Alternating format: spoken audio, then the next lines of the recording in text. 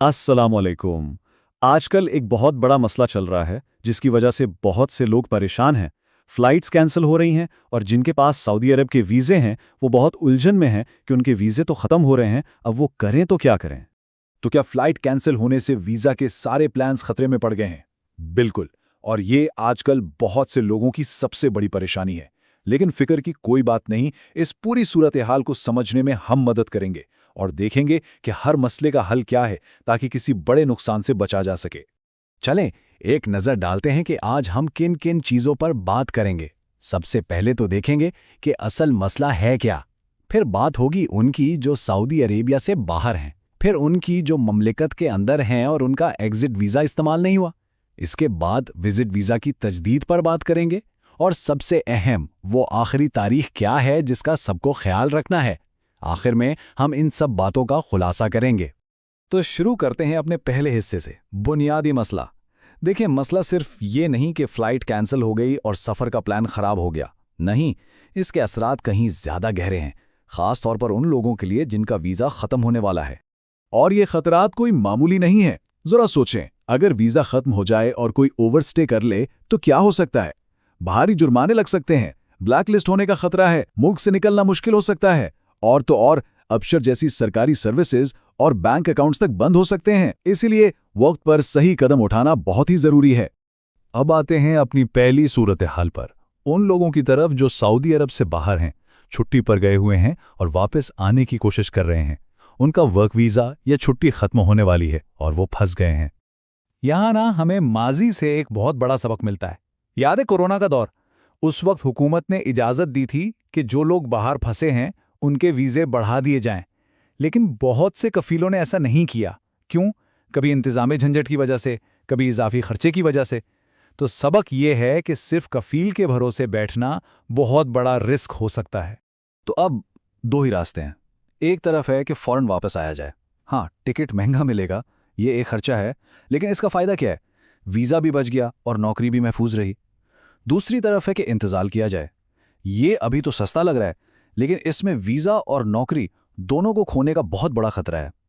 तो समझदारी का फैसला तो यही है कि जैसे भी हो फौरी वापसी का इंतज़ाम किया जाए। अच्छा, अब बात करते हैं उन लोगों की जो सऊदी अरब के अंदर ही मौजूद हैं।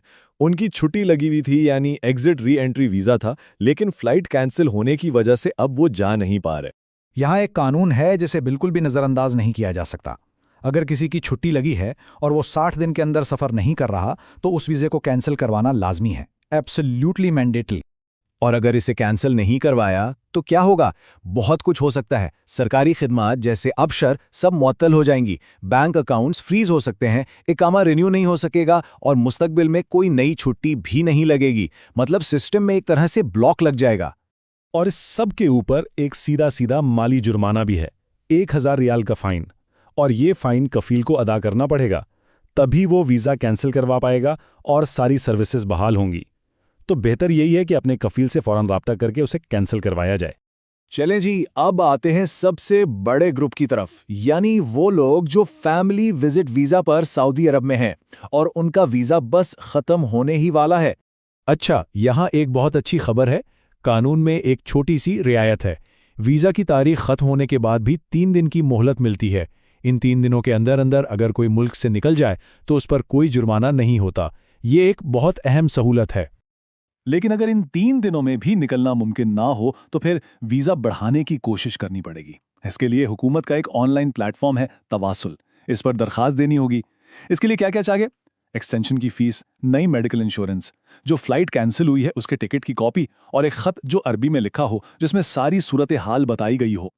अच्छा, अगर ऑनलाइन दरखास्त का जवाब नहीं आता या वो कामयाब नहीं होती तो हिम्मत नहीं हारनी। एक आखिरी रास्ता भी है और वो है खुद जवाजात, यानी पासपोर्ट ऑफिस जाना। वहां जाकर अपनी सूरत हाल बताई जा सकती है कि भाई ये हमारी गलती नहीं है, फ्लाइट कैंसिल हुई है, इसलिए वीज़ा ख़त्म हो गया।